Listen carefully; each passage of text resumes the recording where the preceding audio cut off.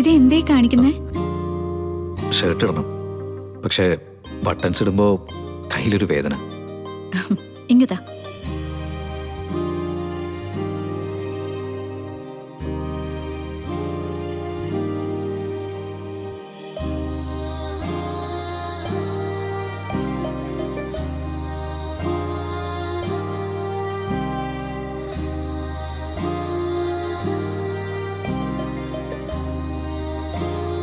ഇനി കൈങ്ങ് തന്നെ.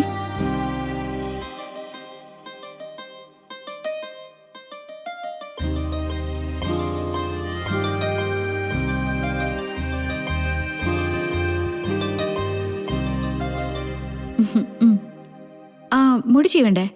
ബുദ്ധിമുട്ടാ, ഇങ്ങനെ വെക്കാം. അത് വേണ്ട, ഞാൻ ചെയ്തു തരാം.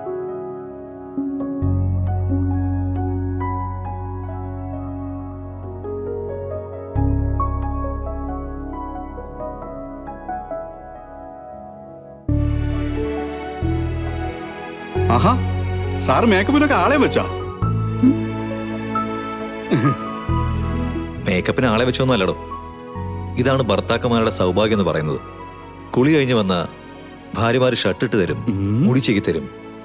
എന്നാ പിന്നെ ഒരു പൊട്ടൂടങ്ങ് ഇട്ട് കൊടുക്കും മാഡം. സംഗതി ഗംഭീരം ആയിക്കോട്ടെ.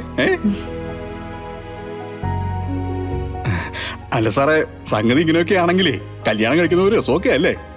അതിന്റെ മറുപടി ഗാഥ തന്നെ പറയും. പറഞ്ഞു കൊടുക്കടോ. സാറിന്റെ പോളിസികള് ഞാൻ ഇഷ്ടം പോലെ കേട്ടിട്ടുള്ളതാ. ഇതിന്റെ ഉത്തരം ഗാഥാ മാഡം പറഞ്ഞാ മതി. കല്യാണം കഴിഞ്ഞ് ഭർത്താവിന്റെ കൂടെ ഇങ്ങനെയൊക്കെ നിൽക്കുന്നത് രസമാണോ അതോ അല്ലയോ പറ. മാണിക്കുഞ്ഞെ, സ്നേഹം ഉണ്ടെങ്കില് ഏത് ബന്ധവും രസമുള്ളതാ.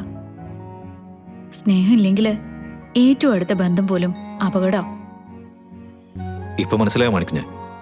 ഇതിനേക്കാൾ നല്ലൊരു മറുപടി വേറൊരിടത്തുനിന്ന് എനിക്ക് കേൾക്കാൻ പറ്റില്ല. ഉള്ള കാര്യം പറയാലോ സാറേ, ഗാഥാ മാഡത്തിന്റെ ഭാഗത്തുനിന്ന് ഇത്രയ്ക്ക് ഞാൻ പ്രതീക്ഷിച്ചില്ല.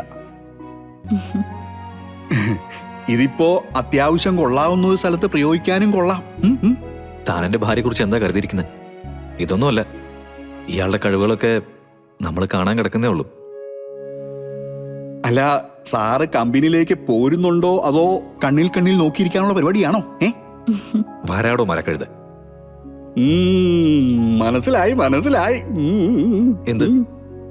അല്ല, യാത്ര പറയുന്ന സമയത്തെ ഈ ഭാര്യയും ഭർത്താവും തമ്മിൽ ചില ചടങ്ങുകളൊക്കെ ഉണ്ടാവുമല്ലോ, അതാ സാർ ഉദ്ദേശിക്കുന്നതെന്ന് എനിക്ക് മനസ്സിലായി. എന്നാ പിന്നെ ഞാൻ അങ്ങോട്ട് ഇറങ്ങാം. ഞാനിവിടെ സ്വർഗത്തിലെ കട്ടുമ്പായിട്ടിരിക്കുന്നത് ശരിയല്ലല്ലോ. നടക്കട്ടെ സാറേ. കണ്ണും കണ്ണും കഥകൾ കൈമാറുന്നു.